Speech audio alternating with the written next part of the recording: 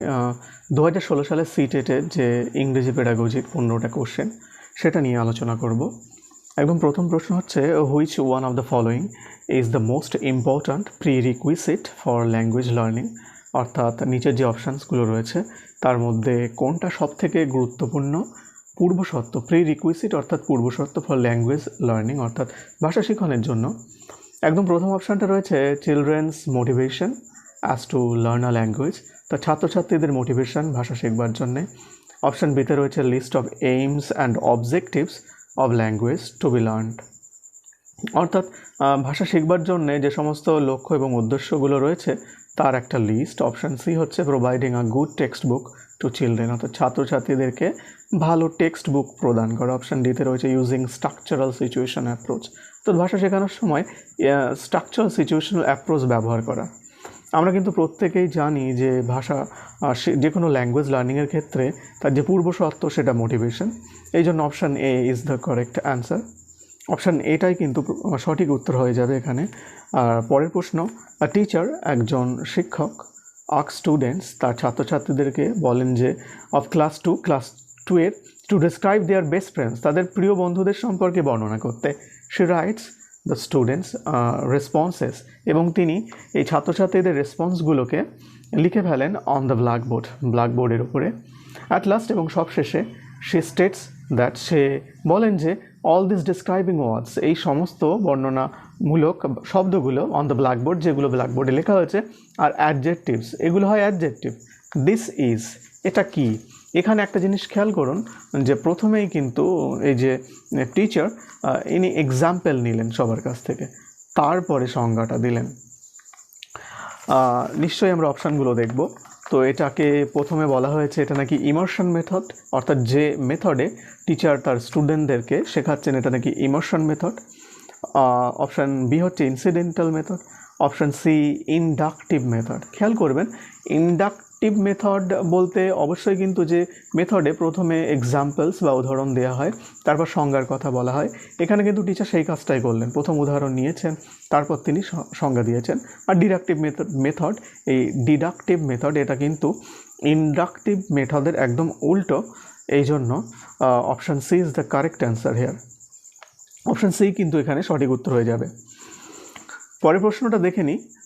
As per the national curriculum framework NCF 2005, multilingualism অর্থাৎ বহুভাষিতা in learning a language, একটা ভাষা শিখনের ক্ষেত্রে, should be seen as a, কী হিসেবে দেখা উচিত এটাকে? NCF অনুযায়ী বহুভাষিতাকে কিভাবে দেখতে হবে? অপশান এতে বলেছে challenge for students to learn many languages, এটা নাকি অনেক ভাষা শিখবার চ্যালেঞ্জ, ছাত্রছাত্রীদের কাছে নাকি এটা একটা চ্যালেঞ্জের ব্যাপার। অপশান বিতে বলছে challenge for teachers to manage such classes, এইরকম একটা ক্লাস ম্যানেজ করা এটা নাকি টিচারের কাছে চ্যালেঞ্জের ব্যাপার। অপশান সিতে বলেছে hindrance in teaching learning English, এটা নাকি টিচিং লার্নিং ইংলিশ এটাকে বাধা সৃষ্টি করে। এটা একদমই হবে না, একদম পুরো নেগেটিভ একটা অপশান। অপশান ডি হচ্ছে resource in teaching learning English.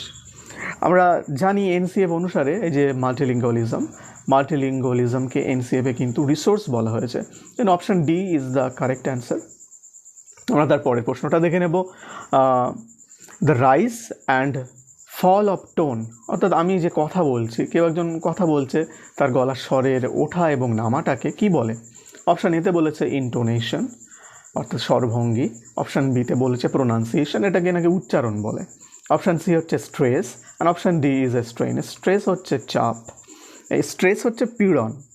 তো এই ক্ষেত্রে সঠিক উত্তর হয়ে যাবে ইন্টোনেশন। আমাদের যে স্বর বা গলার আওয়াজ, এর যে ওঠা নামা, এটাকে কিন্তু ইন্টোনেশন বলা হয় বা স্বরভঙ্গি বলা হয়। পরের প্রশ্নটা দেখে নেব। The most important factor which is responsible for the differentiation between language learning and language acquisition. আমি যে ল্যাঙ্গুয়েজ লার্নিং এবং ল্যাঙ্গুয়েজ অ্যাকুইজিশনের চ্যাপ্টারটা পড়িয়েছিলাম, সেখান থেকে এই কোশ্চেনটা একদম ইজিলি করা যাবে সেই ক্লাসটা যদি দেখে থাকেন। দেখুন, দ্য মোস্ট ইম্পর্ট্যান্ট ফ্যাক্টর অর্থাৎ সব থেকে গুরুত্বপূর্ণ ফ্যাক্টর বা নিয়ন্ত্রক কোনটা, যেটা which is responsible for the differentiation, যেটা পার্থক্যের জন্য আলাদা between language learning and language acquisition. তো ল্যাঙ্গুয়েজ লার্নিং বা ভাষা শিখন এবং ভাষা অর্জনের মধ্যে যে পার্থক্য, এইটার জন্য সবচাইতে বেশি কোনটা দায়ী? অপশান এ বলেছে ল্যাঙ্গুয়েজ এনভায়রনমেন্ট, অর্থাৎ ভাষা শিখনের যে পরিবেশ সেটা। অপশান বিতে বলছে গ্রামার অফ ল্যাঙ্গুয়েজ, অর্থাৎ ভাষার যে ব্যাকরণ সেটা অ্যাসেসমেন্ট ইন ল্যাঙ্গুয়েজ। আর বলেছে টেক্সট বুক অফ ল্যাঙ্গুয়েজ, অবশ্যই না, এটা অবশ্যই পরিবেশটা সব থেকে গুরুত্বপূর্ণ ভূমিকা পালন করে। ল্যাঙ্গুয়েজ অফ এনভায়রনমেন্টটাই কিন্তু কারেক্ট হয়ে যাবে। Option A is the correct answer. আমরা পরে প্রশ্নটা দেখি, which one of the following is the most important about story telling, অর্থাৎ গল্প বলার বিষয়ে নিচের অপশানগুলোর মধ্যে কোনটা সবচাইতে বেশি গুরুত্বপূর্ণ? এখানে বলেছে অপশান এতে it broadens their knowledge about various authors, অর্থাৎ এটা নাকি বিভিন্ন লেখকদের সম্পর্কে ছাত্রছাত্রীদের জ্ঞান বৃদ্ধি করে। শুধুমাত্র কি ছাত্রছাত্রীদের লেখকের সম্পর্কে জ্ঞান বৃদ্ধির জন্যই গল্প বলা হয়? নিশ্চয়ই না। অপশান বিতে বলেছে it enhances graded pattern and structure. Option সিতে বলেছে it promotes whole language approach. এটাই নাকি হোল ল্যাঙ্গুয়েজ অ্যাপ্রোচ কে প্রমোট করে। হোল ল্যাঙ্গুয়েজ অ্যাপ্রোচ বলতে যেখানে লিসনিং, স্পিকিং, রিডিং, রাইটিং সমস্ত বিষয়গুলোই কিন্তু থাকবে। আর স্টোরি টেলিংয়ে কিন্তু সবথেকে গুরুত্বপূর্ণ, স্টোরি টেলিং যখন করা হয় তখন টিচার বলছেন, ছাত্রছাত্রীরা শুনছে, তারা গুরুত্বপূর্ণ বিষয়গুলো কিন্তু লিখেও নেয়। এখানে কিন্তু লিসনিং, স্পিকিং, রিডিং, রাইটিং সমস্ত বিষয়গুলোই কিন্তু এর সঙ্গে জড়িয়ে যায়। এই জন্য অপশান সি এটাই কিন্তু কারেক্ট অ্যান্সার হবে। আর অপশান ডিতে বলেছে it is an effective way of learning vocabulary, অর্থাৎ ভোকাবুলারি শেখবার জন্য নাকি এটা একটা ভালো উপায়। এরকমটা নয় যে শুধুমাত্র স্টোরি টেলিংয়ের মধ্য দিয়েই ভোকাবুলারি শিখবে, এরকম নয়। তার যে এটা প্রমোট করে হোল ল্যাঙ্গুয়েজ অ্যাপ্রোচকে, যেখানে লিসনিং, স্পিকিং, রিডিং, রাইটিং সমস্ত স্কিলগুলোর ব্যবহার হয়। পরের প্রশ্ন, dictation does not help learners two. তার ডিকটেশন একজন লার্নারকে সাহায্য করে না কিসে? দেখে নিই। অপশান এতে বলেছে does not help learners two, অর্থাৎ হেল্প করে না। ইনক্রিজ দেয়ার কনসেন্ট্রেশন, শ্রুতি লিখনের সময় কিন্তু অবশ্যই কনসেন্ট্রেশন বৃদ্ধি পায় শ্রুতি লিখনের মাধ্যমে। তাহলে এটাকে আমরা কারেক্ট করব না, কারণ এখানে আমাদের নেগেটিভ অ্যান্সার চেয়েছে। Improve their reading skill. মনে রাখবেন যখন ডিকটেশন দেওয়া হয় তখন কিন্তু যে লার্নার সে সেই সময় পড়ে না, সে শোনে, শুনে লেখে। এই জন্য এই যে রিডিং স্কিল এটা হবে না। রিডিং স্কিলের কোনো ইমপ্রুভমেন্ট ডিকটেশনের মাধ্যমে হয় না। অপশান সিতে বলেছে ইমপ্রুভ দেয়ার স্পেলিং, অবশ্যই বানান ঠিক হয় শ্রুতি লিখনের মাধ্যমে। অপশান ডিতে বলেছে এনহান্স দেয়ার লিসনিং কম্প্রিহেনশন, তাদের যে লিসনিং অর্থাৎ কম্প্রিহেনশন বা শুনে বোঝবার যে ক্ষমতা এটা কিন্তু অবশ্যই বৃদ্ধি করে।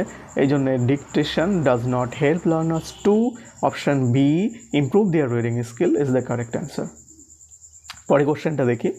আন ইংলিশ টিচার আফটার কমপ্লিটিং, একজন ইংরেজি শিক্ষক শেষ করবার পর এই চ্যাপ্টার একটা অধ্যায় ফ্রম দ্য টেক্সট বুক, পাঠ্য বই থেকে আস্ক কোশ্চেন্স, জিজ্ঞাসা করেন প্রশ্নগুলি based on the text to, টেক্সটের উপরে বেস করে। কেন করেন এটা? Option A maintain class discipline, ক্লাসের ডিসিপ্লিনটা মেনটেন করবার জন্যেই কি তিনি প্রশ্নের উত্তর জানতে চান। অপশান বিতে বলছে keep students busy as the chapter is complete, যেহেতু অধ্যায়টা পড়ানো শেষ হয়ে গেছে এই জন্য ছাত্রছাত্রীদেরকে ব্যস্ত রাখতে হবে, সেই জন্যই কি এটা করেন। নাকি অ্যাট্রাক্ট স্টুডেন্ট অ্যাটেনশন, ছাত্রছাত্রীদের মনোযোগকে আকৃষ্ট করবার জন্যে। অপশান ডিতে বলেছে নো দেয়ার কম্প্রিহেনশন, অর্থাৎ তারা কতটা বুঝেছে সেটা বোঝবার জন্যে। অ্যাকচুয়ালি অপশান ডিটাই সঠিক উত্তর হবে, কারণ অবশ্যই টেক্সট বুক পড়ানোর পর সেই বেসিসে আমরা তাদের কাছে জানতে চাইবো, তাহলে আমরা তারা কতটা বুঝেছে সেইটা বোঝবার জন্যই জানতে চাইবো। এই জন্যে এখানে আমাদের উত্তরটা কিন্তু অপশান ডি হয়ে যাবে।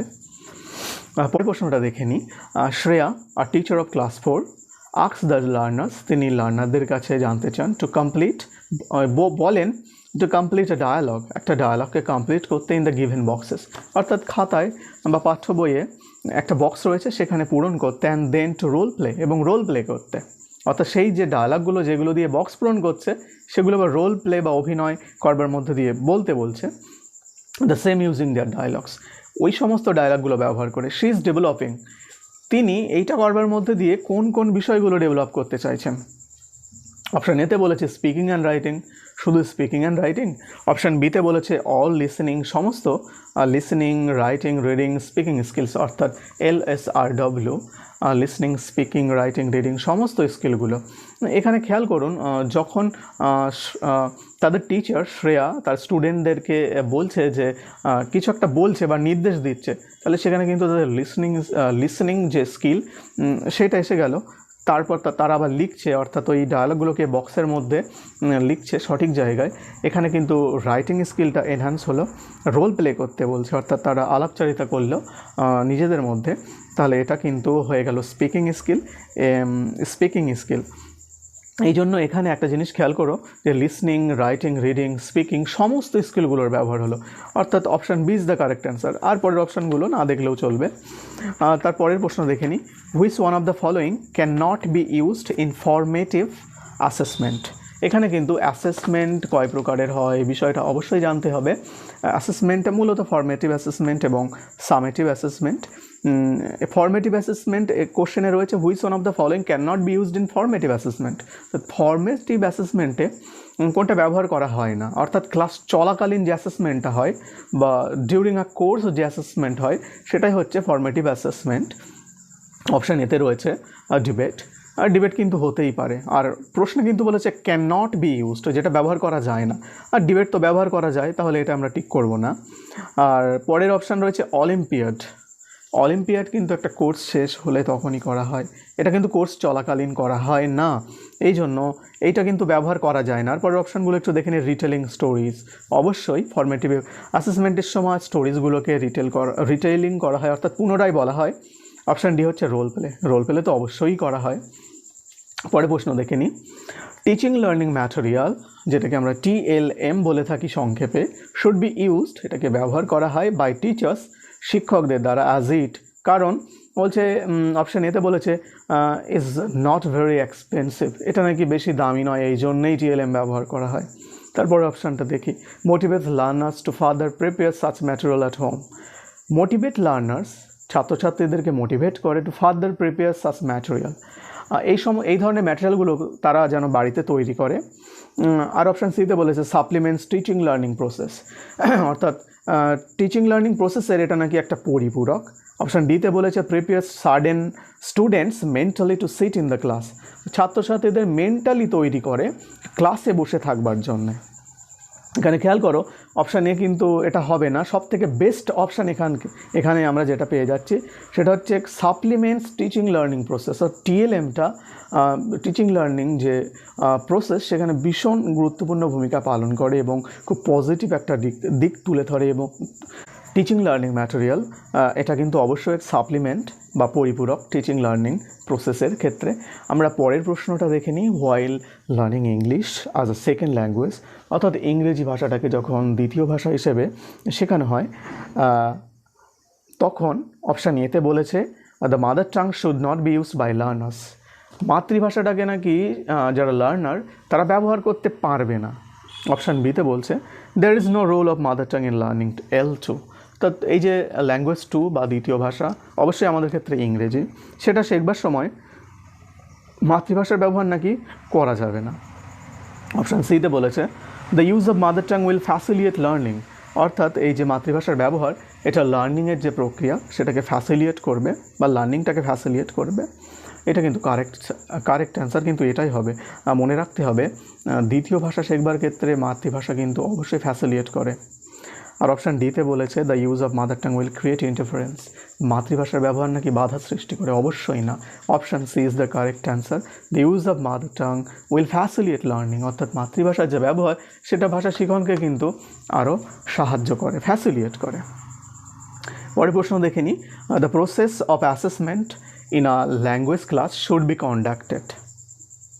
অ্যাসেসমেন্ট এটাকে কন্ডাক্ট করা হবে, অর্থাৎ এই যে মূল্যায়ন এটাকে কন্ডাক্ট করা হবে কখন, বলছে during the teaching learning process, অর্থাৎ শেখানো চলাকালীন। অপশান এ, এটা কিন্তু বেশ পজিটিভ একটা অপশান। পরেরটা দেখে নিই আমরা, for assessing the textual exercise at the end of the chapter,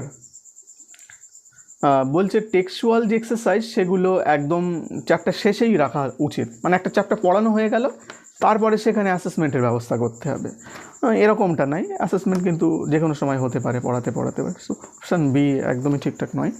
তারপরে বলছে অপশান সিতে to know the level of student in the class, ক্লাসের ছাত্রছাত্রীর লেভেল সম্পর্কে জানবার জন্যে, অর্থাৎ কে কেমন লেভেলে রয়েছে এটা জানার জন্যে। এটাও হবে না, আমরা অপশান ডি দেখে নেব, to know the efficiency of teachers and teaching, অর্থাৎ শিক্ষক কেমন পড়াতে পাচ্ছেন এইটা জানবার জন্য, এটা একদমই হবে না।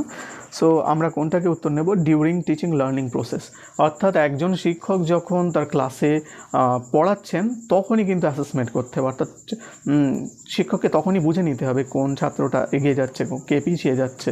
অ্যাসেসমেন্টটা কিন্তু ডিউরিং প্রসেস রাখাটাই সব থেকে ভালো। পরের প্রশ্নটা দেখে নিই আমরা। Which one of the following is an essential characteristic of a good text book in English, অর্থাৎ একটা ভালো টেক্সট বুক ইংরেজিতে সেটা কী বৈশিষ্ট্য হবে সেটা। অপশান এতে বলেছে the maximum number of textual exercises should be given to practice at the end of the lesson. So maximum number of textual exercise, যে বেশি বেশি সংখ্যায় এক্সারসাইজ দিতে হবে, আর এক্সারসাইজটা কোথায় দিতে হবে? একদম লেসনের শেষে দিতে হবে। এটা কিন্তু একটা নেগেটিভ অপশান, খেয়াল করবেন। অপশান বিতে বলেছে every lesson should have a proper introduction, প্রত্যেকটা লেসনের কিন্তু একটা প্রপার ইন্ট্রোডাকশান থাকতে হবে অ্যাট দ্য বিগিনিং, একদম শুরুতে, এবং and a conclusion at the end, এবং তার শেষে একটা কনক্লুশন বা মূল্যায়ন থাকতে হবে।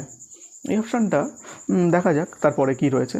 অপশান সিতে রয়েছে it should be based on the guiding principal of curriculum and syllabus, এটা নাকি সেই গাইডিং নির্দেশনার যে প্রিন্সিপালগুলো বা মূল নীতিগুলো কারিকুলাম এবং সিলেবাসে তার উপরেই বেস্ট করে হবে না।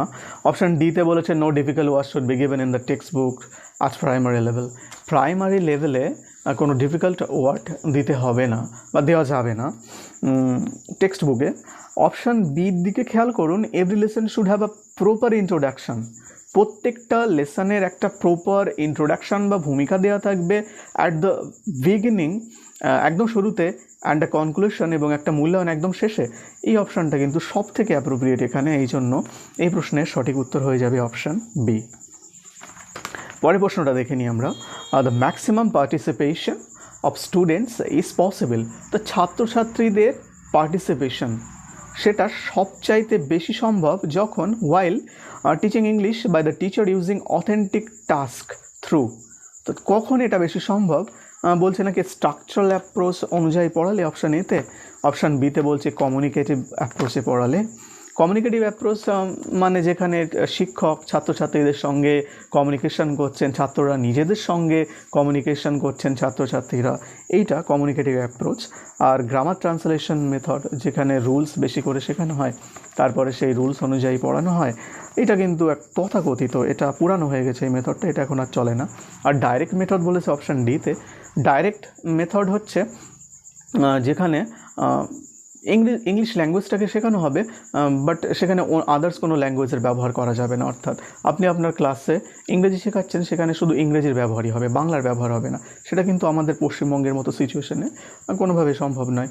ওই জন্য অপশান বি বা কমিউনিকেটিভ অ্যাপ্রোচ এইটা কারেক্ট হয়ে যাবে, কারণ সেখানে ছাত্রীরা নিজেদের মধ্যে আলাপচারিতা করতে পারছে এবং শিক্ষকের সঙ্গেও তাদের মতের বিনিময় করতে পারছে। এইভাবেই কিন্তু এই জন্য option B is the correct answer এখানে। মনে রাখবেন, যে কোনো কম্পিটিটিভ এক্সামের ক্ষেত্রে কিন্তু প্রিভিয়াস ইয়ার কোশ্চেন সলভ করা একটা ভীষণ গুরুত্বপূর্ণ ব্যাপার। আর বিশেষ করে পেডাগজির কোশ্চেনের ক্ষেত্রে কোশ্চেনের ল্যাঙ্গুয়েজ বোঝাটা কিন্তু একটা গুরুত্বপূর্ণ ব্যাপার। পুরো কোশ্চেনগুলোই কিন্তু গেম অফ ল্যাঙ্গুয়েজ, অর্থাৎ সবটাই ল্যাঙ্গুয়েজের খেলা। প্রশ্নটা কীভাবে লিখেছে আর আপনি কোন অ্যাপ্রোচে অ্যান্সারগুলো করবেন, এই জন্য কিন্তু আপনাকে অবশ্যই প্রিভিয়াস ইয়ার কোশ্চেনগুলো সলভ করতে হবে। এই জন্য আপনারা স্ট্যান্ডার্ড বুকস ফলো করতে পারেন, সঙ্গে সঙ্গে আমার ভিডিওগুলো একটু দেখে নিতে পারেন। নমস্কার।